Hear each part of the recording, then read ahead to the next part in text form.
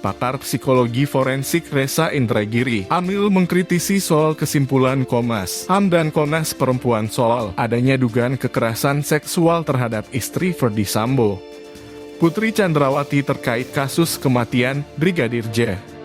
Ia menilai kesimpulan Komnas HAM merugikan mendiang Brigadir J dan menguntungkan Putri.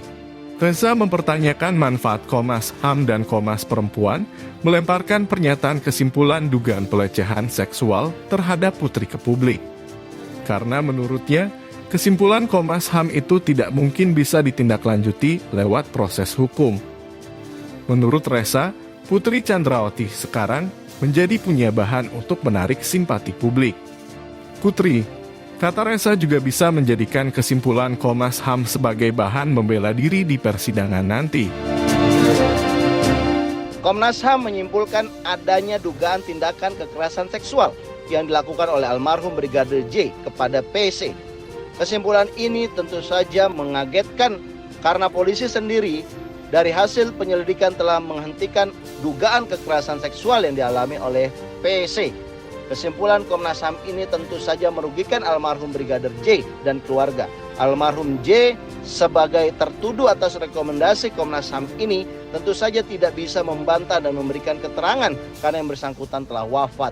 Akan tetapi tentu saja rekomendasi ini akan membuat keluarga almarhum J merasa sakit dan malu. Selama ini Komnas HAM juga dianggap tidak transparan dalam menyampaikan hasil-hasil temuannya. Sehingga ketika Komnas HAM mengeluarkan hasil temuan adanya tindak pelecehan terhadap PC, publik menjadi bertanya-tanya terkait kerja Komnas HAM selama ini. Bagaimana pelindungan HAM terhadap keluarga korban J.